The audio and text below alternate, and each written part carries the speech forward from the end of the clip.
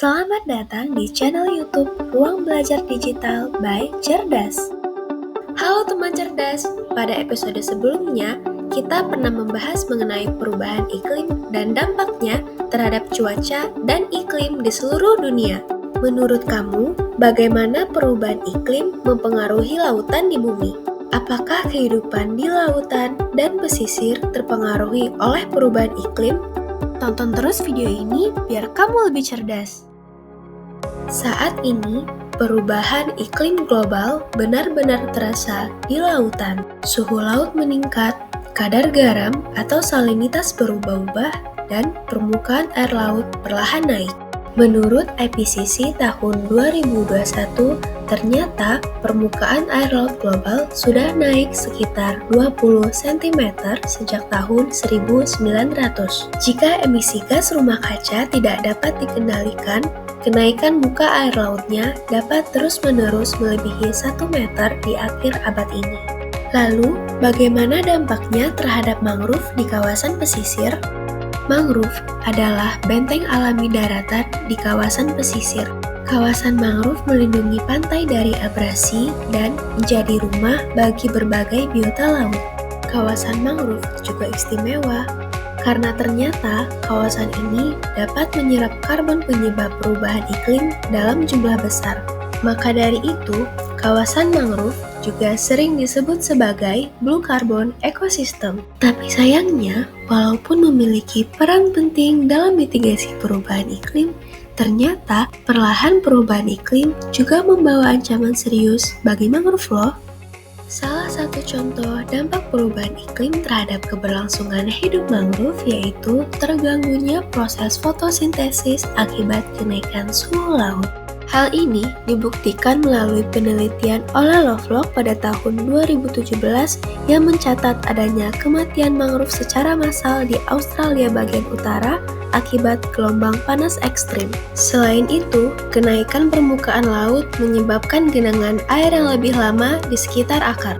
Hal ini tentu saja akan mengurangi oksigen dan membuat mangrove mengalami stres, seperti yang dijelaskan dalam penelitian yang dilakukan oleh Gilman tahun 2008. Jika hal ini terus berlanjut, mangrove dapat kehilangan kemampuan untuk bertahan loh. Namun, jangan dulu pesimis. Mangrove juga punya kemampuan alami untuk beradaptasi. Mangrove memiliki kemampuan untuk menumpuk sedimen, sehingga dapat membantu membuat permukaan tanah ikut naik. Proses ini disebut akresi vertikal. Hal ini dijelaskan di dalam penelitian yang dilakukan oleh Kahun pada tahun 2010 dan oleh Lovelock pada tahun 2015. Artinya, selama kondisi lingkungan masih mendukung, mangrove masih memiliki peluang untuk melawan kenaikan permukaan air laut. Bagaimana? Cerdas bukan?